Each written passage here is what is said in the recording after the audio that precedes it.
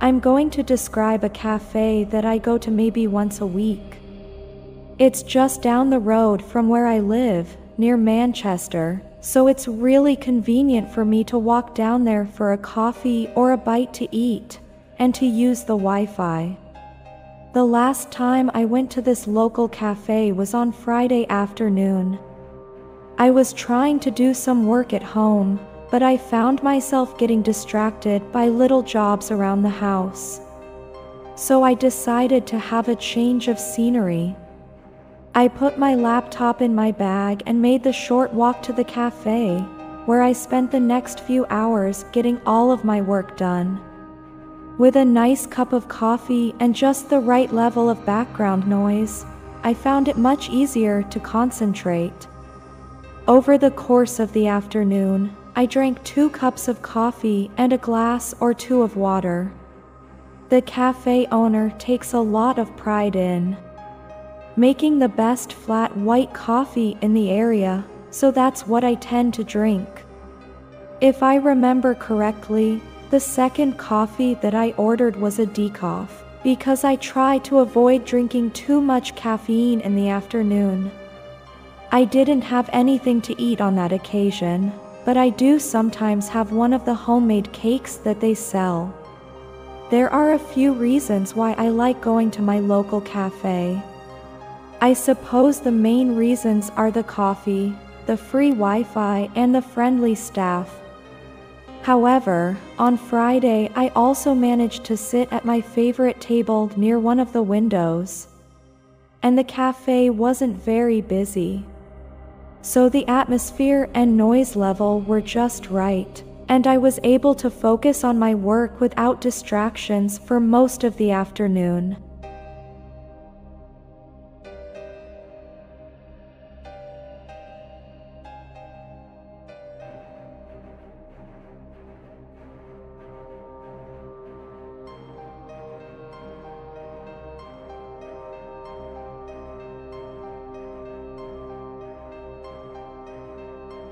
I'm going to talk about the service we received in a restaurant where a friend of mine celebrated his birthday last Saturday evening.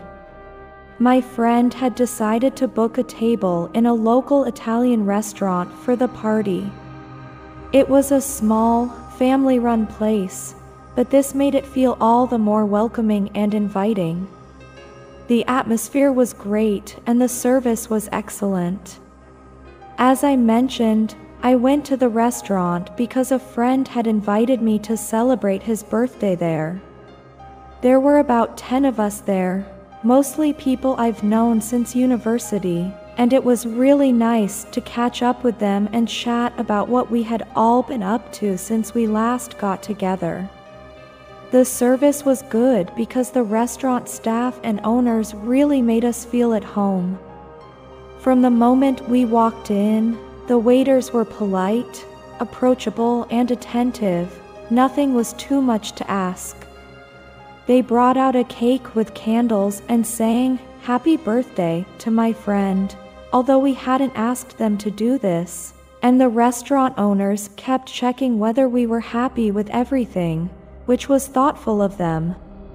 All in all, the delicious food, good company, and friendly service made it an unforgettable evening.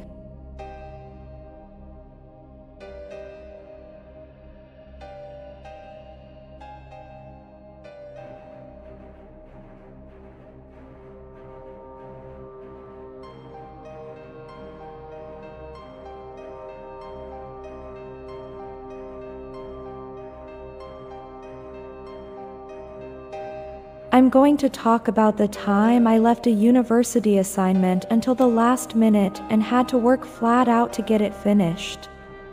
This was about 10 years ago when I was doing my master's degree. I had to do several 3,000-word assignments for the modules on my master's course, but I remember that there was one in particular that I really struggled with. I had been procrastinating and putting it off for weeks, and in the end I left myself just 2 days to get the whole assignment done. This included finding and reading relevant books and articles, deciding on my thesis and assignment title, and producing a final draft which had to be handed in to the department office before the deadline. The pressure of such a close deadline actually forced me to manage the task in a really efficient way. My first step was to decide on the general area that I wanted to write about, and then I limited myself to just 10 research sources. I printed the most relevant pages, highlighted the key paragraphs, and made some notes to summarize and synthesize the ideas that I found interesting. Finally, I just started writing the main body of the assignment, and I wrote the title and the introduction last.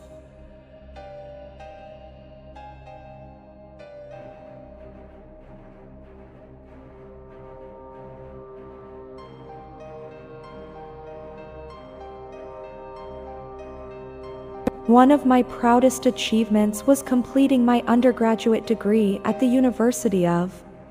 The key moment that I remember was when I received my final exam results. I was delighted to have passed with better scores than I expected. I graduated from university in. As far as I recall, we received our final exam results in May and the graduation ceremony was in July. Our exam scores for individual course modules were posted on the notice board in the corridor of the university department, and I remember getting into the lift in the department one morning, knowing that I would soon see my results. The particular moment when I really felt overjoyed and proud of what I had achieved was when I saw my exam results on the department notice board. This was the precise point in time when I realized that I had passed and that my hard work had paid off. I was proud because I had overcome some setbacks earlier in the course, and I had proved to myself that I could achieve my goals. As I approached the department notice board, I felt really nervous, but also excited. I knew that the moment of truth was just seconds away. And when I saw my final exam results, I was surprised, thrilled, and relieved all at the same time. I didn't shout out with joy, but I think I probably clenched my fist and said a yes to myself. I certainly remember walking back down the corridor with a spring in my step, feeling elated and knowing that 4 years of study were finally over.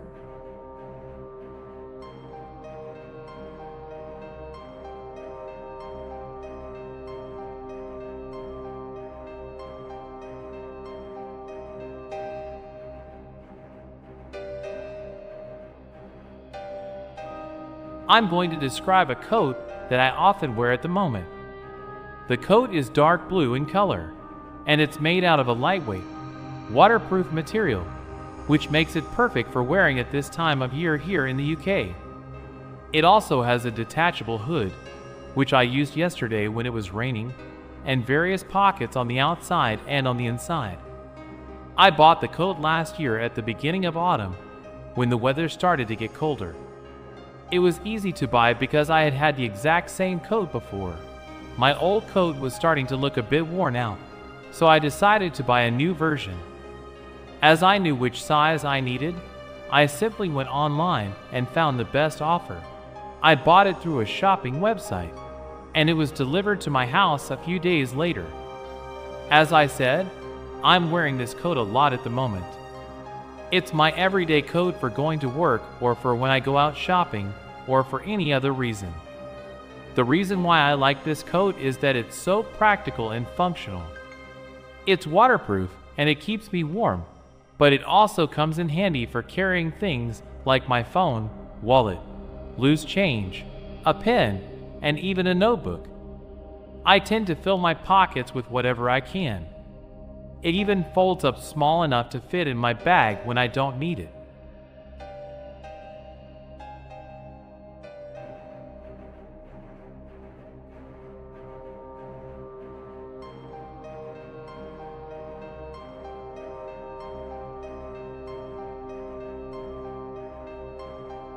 I'm going to talk about a time when I had to hurry to get ready for a trip with some colleagues while I was working in a previous job.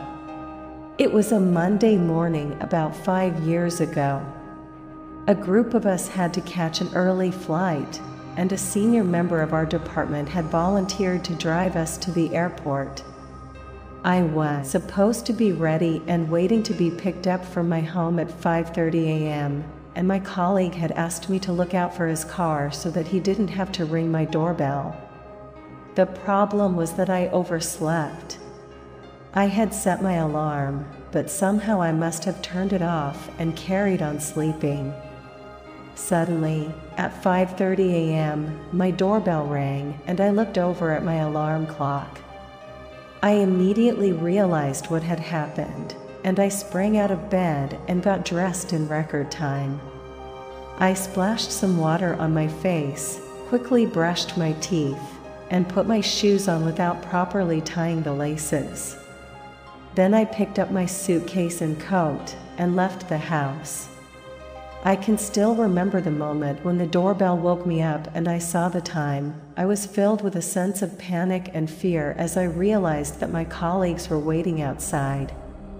Then, when I left my house and walked towards the awaiting car, I felt so embarrassed because it was obvious that I hadn't been ready on time.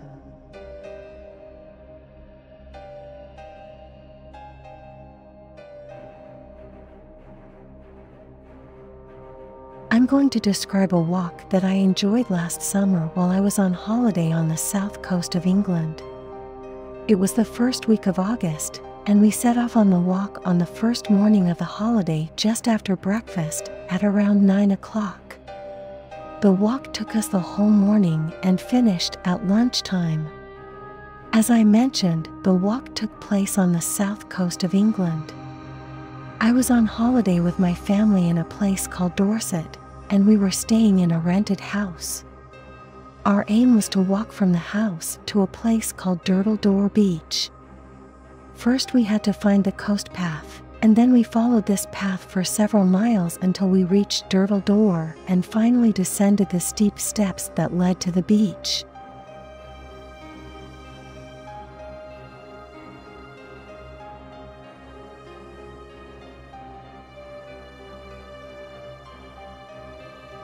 I'm going to talk about one of my favorite educational TV programs, which is a nature documentary called Planet Earth. There were 11 episodes of this program, and each one featured a different habitat on Earth, such as mountains, caves, deserts, and jungles. The aim of the Planet Earth series was to take the viewer into those habitats, using spectacular footage of interesting animals, plants, and landscapes. I first saw Planet Earth on television when it was broadcast by the BBC several years ago. I think it was shown every Sunday evening, which was the perfect time to watch a fascinating nature program. Then, a few years ago, somebody bought me the DVD box set of the whole series as a Christmas present, and I watched the episodes again. I found out about this TV program because it was advertised repeatedly in the weeks before it was first aired. The TV trailers were really eye-catching because they showed incredibly beautiful images of nature. I also recognized the voice of the narrator of the program, the well-known naturalist David Attenborough. It was these trailers that persuaded me to watch the first episode. What I liked most about the Planet Earth series was its stunning photography and its global scope. For example, in the freshwater episode, they showed us the giant salamander in Japan, crocodiles in the River Nile, and river dolphins in the Amazon. I was amazed at how they had managed to film such interesting creatures in so many locations. I enjoyed learning about strange animal species, and the program opened my eyes to the hidden wonders of our planet.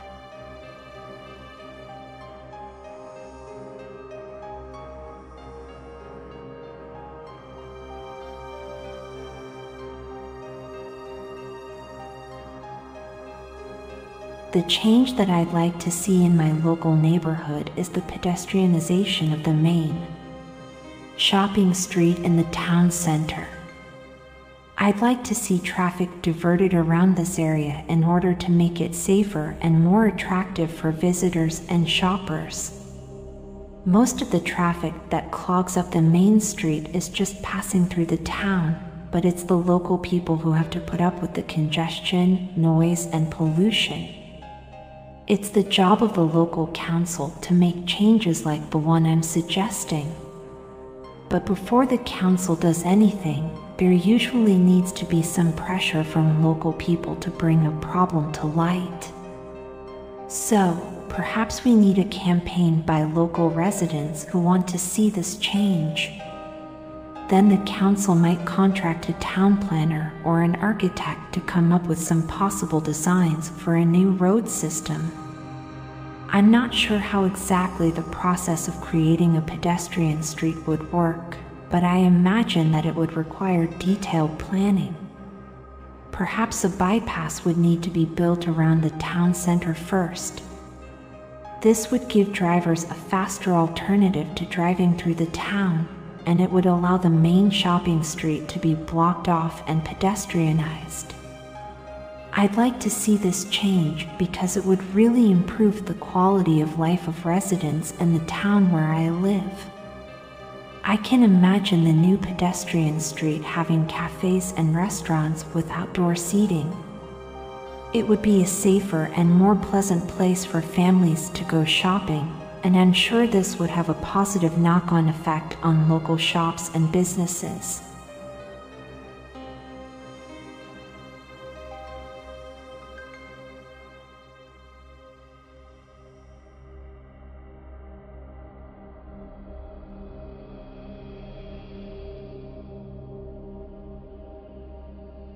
I'm going to talk about a film that I'd like to see when it comes out later this year. It's the new James Bond film, and I saw in the news that it's going to be called Spectre. I think Spectre refers to the name of the imaginary criminal organization that James Bond has to defeat in the film. As Spectre hasn't been released yet, I don't know exactly what it will be about. But I can guess that the hero, Bond, is going to be on a mission to save the world from an arch-criminal as usual. I'm sure it will be similar to most of the previous Bond films, with a plotline involving lots of twists and turns, and with Bond using his skills to defeat his nemesis in the end. I first heard about this film when I was watching the news a couple of months ago, and since then I've seen the official trailer on TV. There have also been various articles in newspapers discussing the actors who have been cast to play supporting roles in the film. The James Bond films are always big news here in the UK, probably because Bond himself is an English character. I'd like to see Spectre at the cinema because I'm sure it will be full of action scenes and special effects. And I like the fact that Bond's missions always take place in spectacular locations in different parts of the world. Of course, Bond films are totally unrealistic, you could even say ridiculous. But they're always fast, entertaining, and fun, a bit like a roller coaster ride.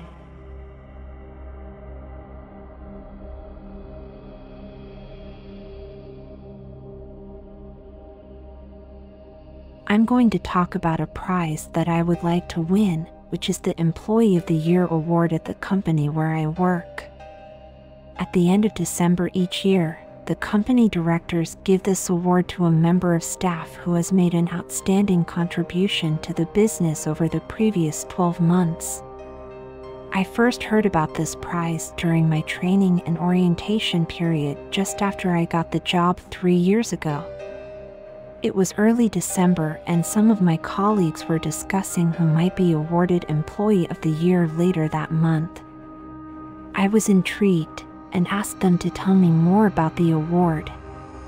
As I said, the prize is given for outstanding contribution to the business.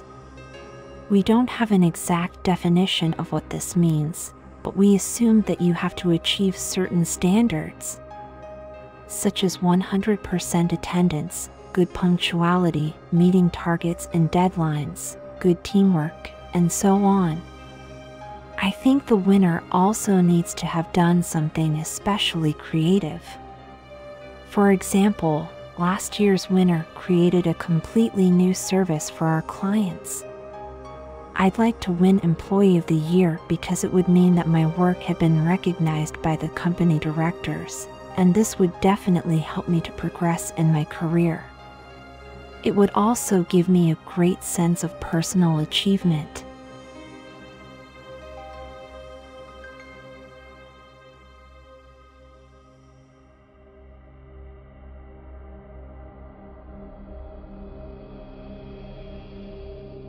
I'm going to describe a future aim of mine, which is to write a book. I'd like to write a novel, so the story or plot would be fictional, but it would probably be influenced by some of my own experiences, ideas, and views.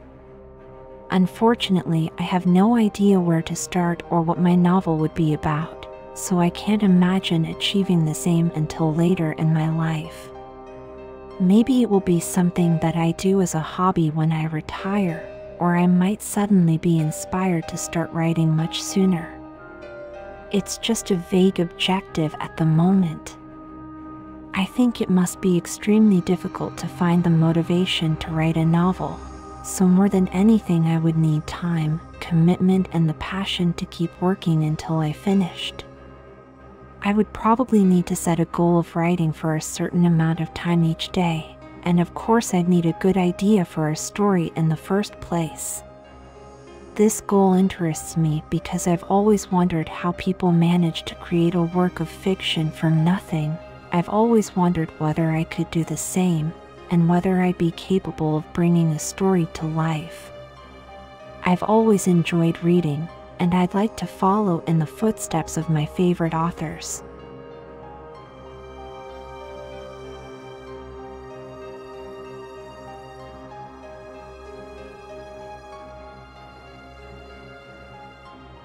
As a child, I enjoyed playing chess.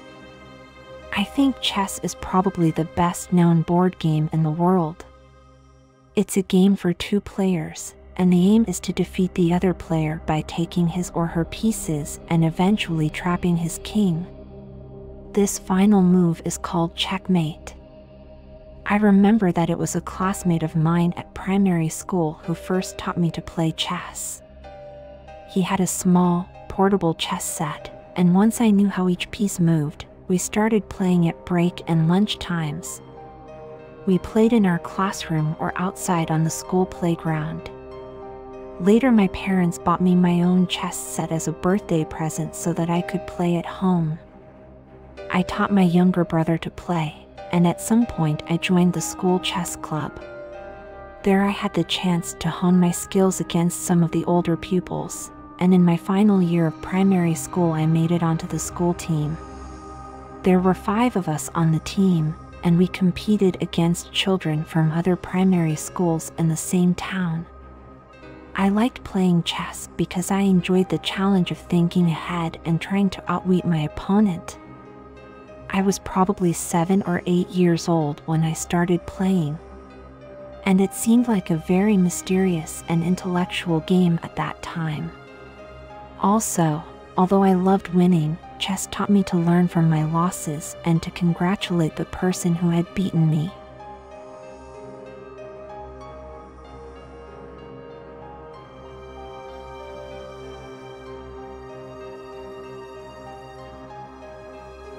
I'm going to talk about my primary school. The school was called, and it was in the town of. The location of the school was great because it was within walking distance of our family home at the time. The route to school was all downhill, which made it an easy walk in the morning, but a tiring journey on the way home in the afternoon. I was a pupil at school between the ages of 5 and 11, the full 6 years of primary education. From age 11 onwards, I went to a nearby secondary school. My primary school seemed like a big place at the time, but it was actually quite a small school with only 6 classes. I remember there being a large room called the assembly hall, where the whole school gathered every morning to hear messages from the headmaster. I also remember spending a lot of time on the playground and on the sports field. I liked all of my teachers. They were caring but strict at the same time, and I think they fostered a positive and fun atmosphere in the school. I have really fond memories of my primary school years, mainly because of the friends I made and the fun I had. One of my most vivid memories is of performing in the school play in my final year. I had to learn lines and play the part of a character in a traditional children's story. It was a nerve-wracking experience, but it felt like my first real achievement.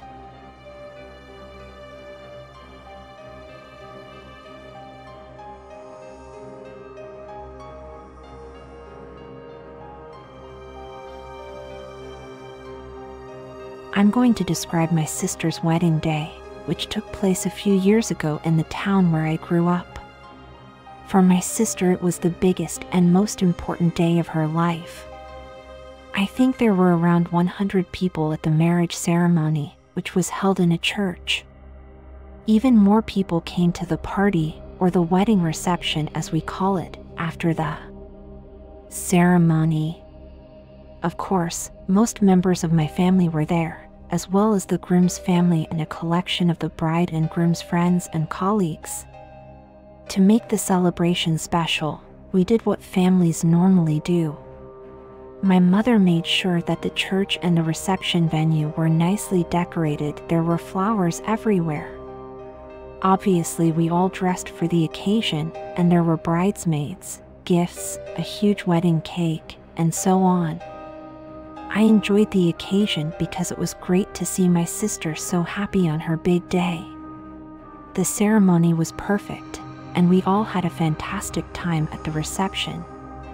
It's rare for me to see all of my family and friends together in one place. So that's probably what made the day so memorable for me.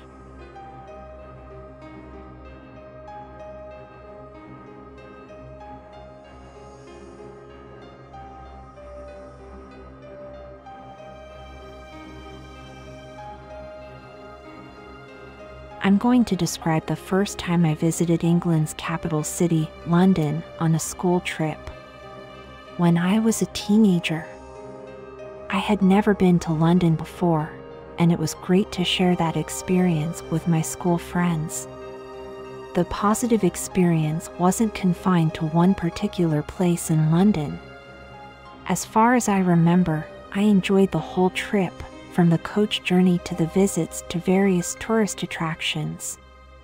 We got off the coach near the Houses of Parliament, and so one of my first memories was seeing the famous Big Ben clock tower. We also visited the Tower of London, Buckingham Palace, and Trafalgar Square. As I said earlier, it was a school trip, and I think there were around 30 of us, including 2 teachers. I was with a group of close friends, which made the experience more enjoyable. What really struck me about London was that it was historic but modern and thriving at the same time. It seemed to me to be a lively, fashionable, and cosmopolitan place. Coming from a relatively small town, the experience made me keen to visit more capital cities in the future.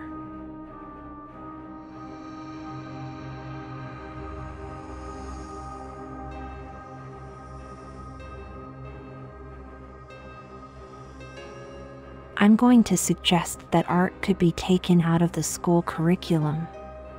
In my experience, art lessons at school tend to include drawing, painting, and the making of collages using paper, fabric, and other household materials. There are a few reasons why I think that school art lessons are unnecessary. Firstly, I don't believe that drawing and painting are essential skills that children will need when they leave school.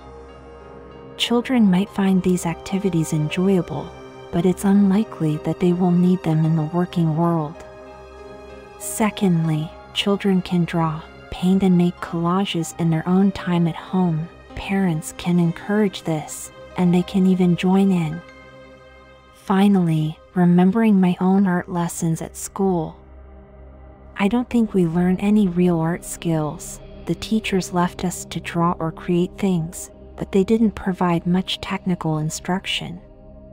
Instead of art lessons, children could do more work on core subjects like maths, science, or language. These subjects are more likely to help children in later life when they enter the job market. And I think both children and their teachers would benefit if more time were devoted to them.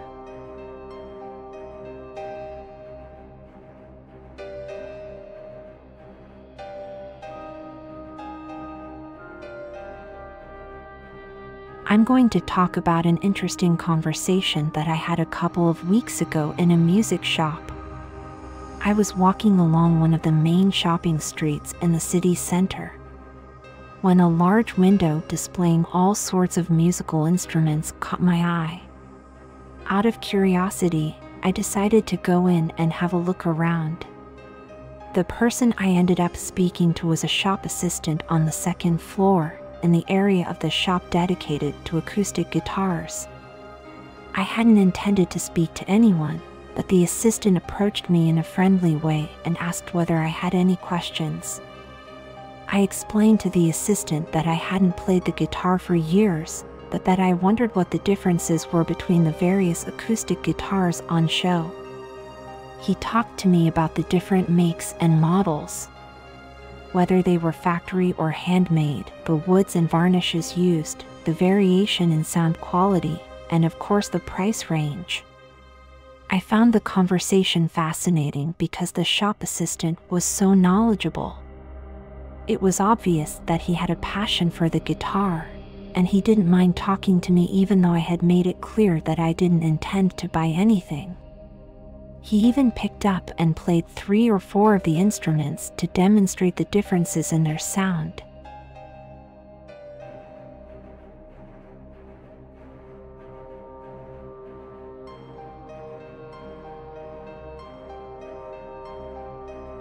My favorite season in England is winter. A typical English winter would last around 4 or 5 months between November and March, but when I say that I like the winter, I'm really thinking about the coldest month or 2 each year. During those really wintry months, the temperature drops below 0 and it often snows. Over the last few years we've had periods of quite heavy snowfall, to the extent that roads have been blocked and schools have had to close.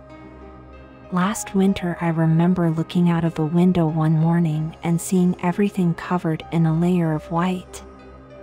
Obviously, the snow is what differentiates winter from the other seasons, but when it doesn't snow there isn't much difference between winter, autumn and spring. Winter is just a bit colder. The reason I've chosen winter as my favorite season is because I like the snow. I live near the countryside, and the landscape looks beautiful when everything is covered in white. We also celebrate Christmas and New Year in the winter, and these are my favorite festivals.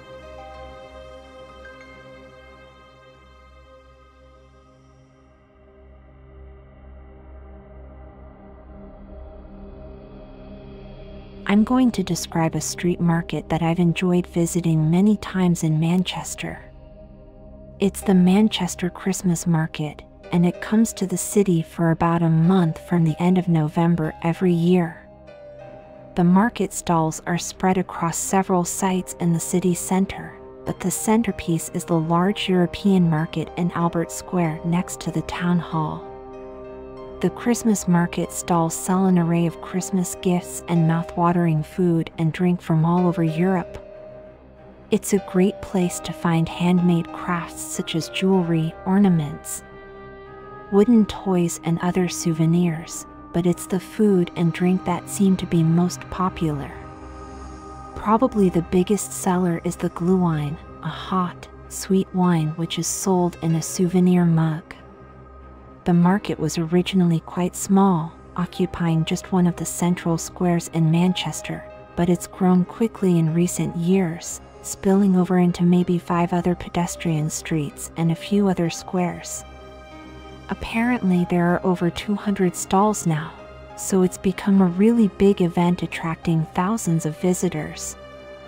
The main reason I've always enjoyed visiting the Christmas market is the fantastic atmosphere. When I went there last December, it didn't matter how cold or wet the weather was. Manchester seemed to come alive when the market opened. The streets were bustling with people and there was a real festive feel to the city.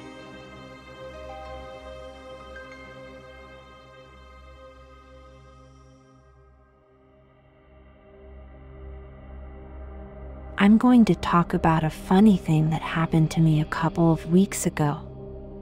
I think it was a Saturday morning, and I was sitting having a coffee in a cafe near where I live. I was on my own, so I decided to read the newspaper while drinking my coffee. I must have been quite engrossed in what I was reading because the time passed quickly, and I suddenly realized that I needed to get going. What I didn't realize was that I had been sitting with my legs crossed, and one of my legs had completely gone to sleep. As I stood up to leave the cafe, I quickly became aware that my left leg was dead, but it was too late. I started to fall. I thought I could catch myself on the table, but the table tipped over and I fell to the floor in front of everyone in the cafe. I can remember being on my knees in the middle of the cafe, looking up at the staff and customers around me. I felt really embarrassed and I expected the other people to find it funny, but to my surprise nobody was laughing. They were all worried that something really bad had happened to me. As I got up from the floor, I had to explain to the whole cafe that I was fine. I was embarrassed at the time, but I laughed about it later.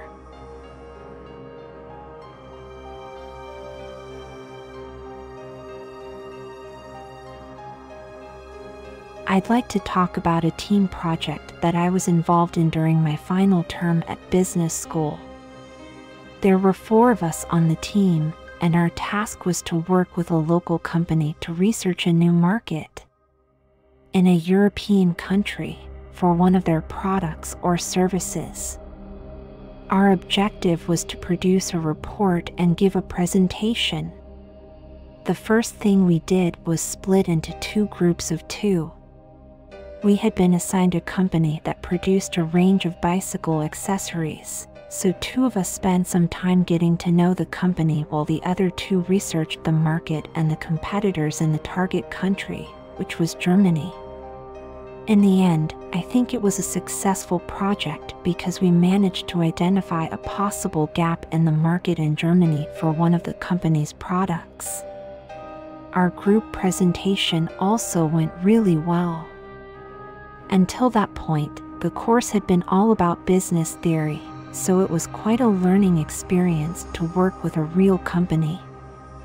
I felt a real sense of accomplishment when we handed in our report and delivered our presentation. And I think all of us were proud of what we had done.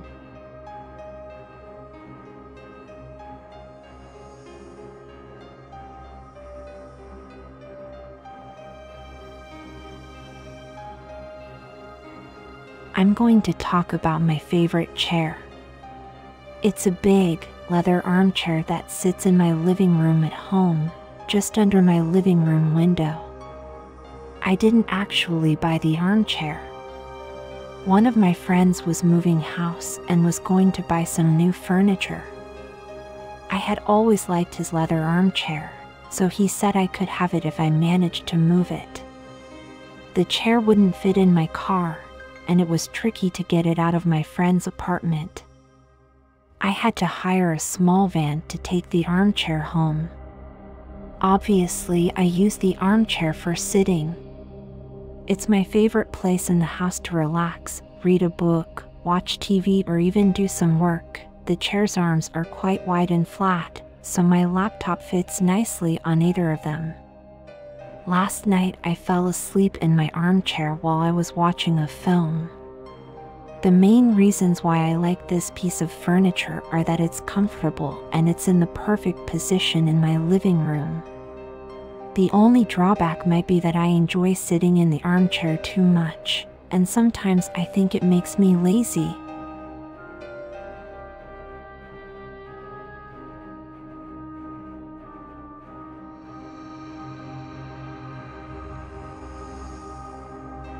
I'm going to describe a very famous building in New York, the Empire State Building.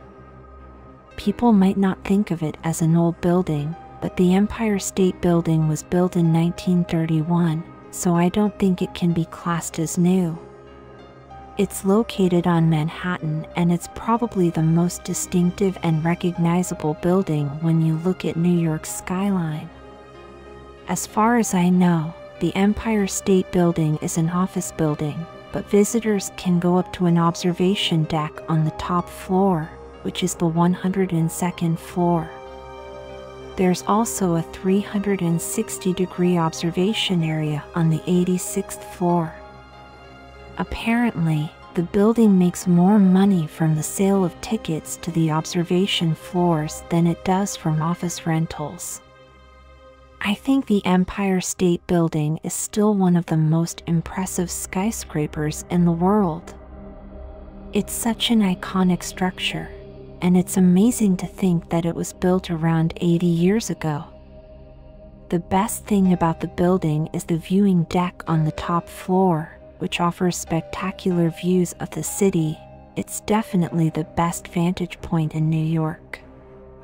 I'd recommend anyone who visits the city to go there and experience the view.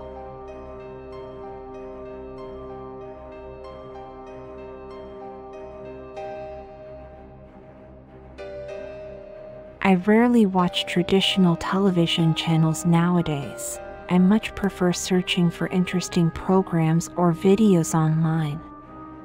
So, although it's not a normal TV channel or program, I'd like to talk about a website which I think is kind of a modern version of a TV channel.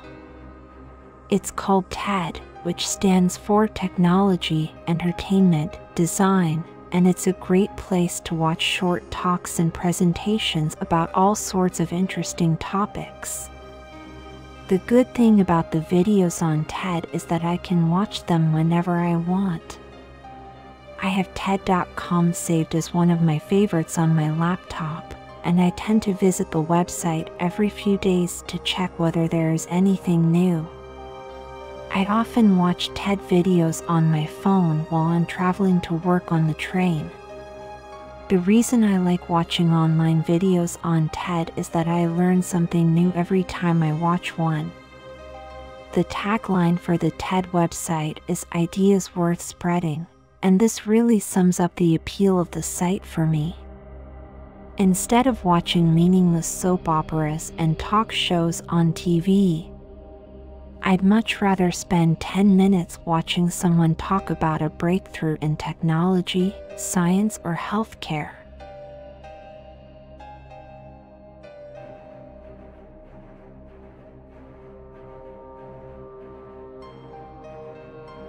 If I had the money, I'd like to buy my own helicopter. I recently saw a TV program about someone who flew around in his own helicopter, and I remember thinking that it would be great to have one. The helicopter on the program was a small, blue, two-seater, and it seemed quite easy to fly. That's the kind of thing I'd like to buy. Ideally, I'd use my helicopter instead of a car. First, I'd need to learn to fly it, but then I'd use it to go on short trips or holidays. It would be fantastic to be able to avoid traffic jams and get everywhere in a fraction of the time it normally takes. I'd take friends and family sightseeing over cities or mountain tops, and maybe I could even use it to do the shopping. The reason I'd like to buy a helicopter is that you can park one almost anywhere. You don't need to find a runway or an airport like you would for a plane. So I'd be able to park my helicopter in my garden if I had a bigger garden. Also, I've always been intrigued by those helipads on the tops of tall buildings. I think it would be fun to land on top of a building. A helicopter probably isn't a realistic choice of vehicle, but you never know, I might win the lottery.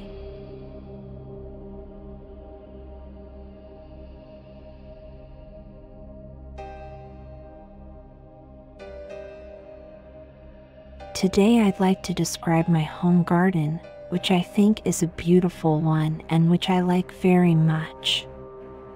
The garden is part of my home's backyard, and my house is located in the suburbs, about a 1-hour drive from the city of San Francisco.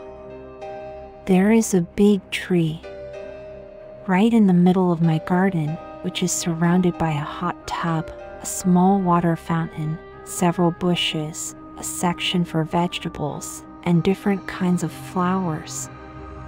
This garden was actually one of the reasons why my wife and I chose to buy our house, because it had been beautifully maintained by the previous owner's gardener and landscaper. It's been only 1 year since we bought the house, and now we are taking care of the garden ourselves. Even though we are not experts in gardening, we still try our best to plant things that we like, such as roses and tulips, and we even grow our own tomatoes. Whenever family and friends come to visit us, we invite them to have a relaxing time in our hot tub and enjoy the view. So in other words, our garden has also become a kind of resort. It definitely requires lots of hard work to properly maintain the garden, but it gives us a great sense of accomplishment to decorate it the way we like. All in all, the garden is one of the best features of my home, and it is a place where I can relax after a long day of work or during the weekends.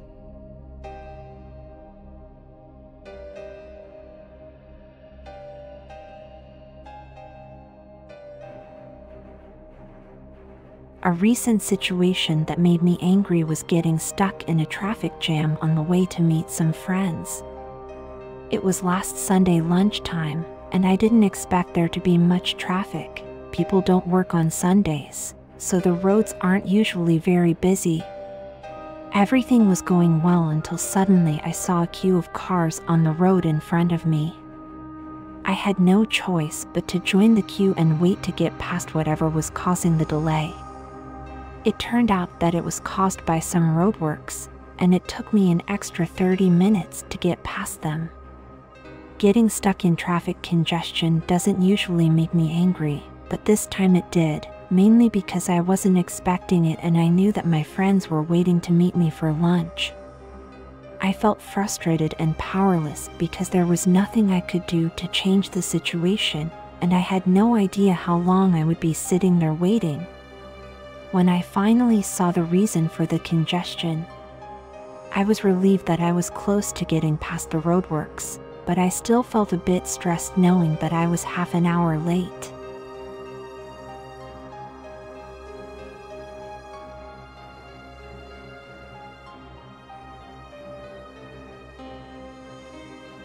I'm going to talk about a musician that I admire, called. He's a singer who also plays the guitar and writes his own songs. I think he recorded his first album about 10 years ago, and he's released several other CDs since then. He became successful after many years of writing songs and performing live in small venues all over the country. Gradually, he built a following of people who liked his music. I think the key to his success was one of his songs that was used on a TV advertisement. This meant that more people became aware of his music. I found out about because one of my friends got tickets to see him in concert.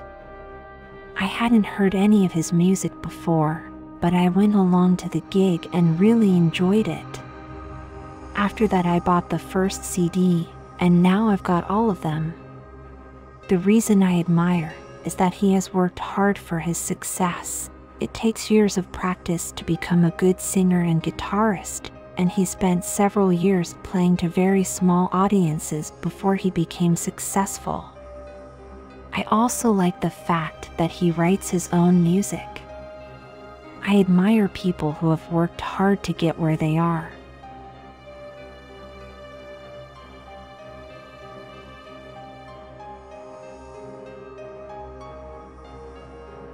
I'm going to talk about an interesting science lesson that I attended at secondary school when I was 14 or 15 years old.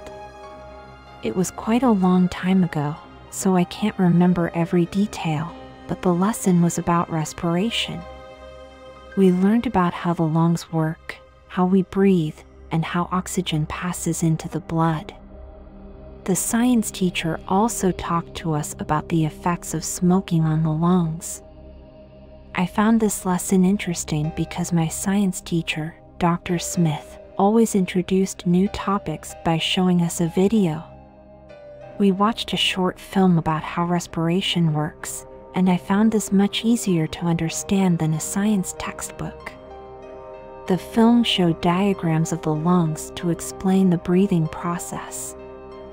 Later in the lesson, we saw real photos of healthy lungs and lungs that had been damaged as a result of smoking. They had turned black. I think the image of a smoker's lungs is the reason why I remember this lesson.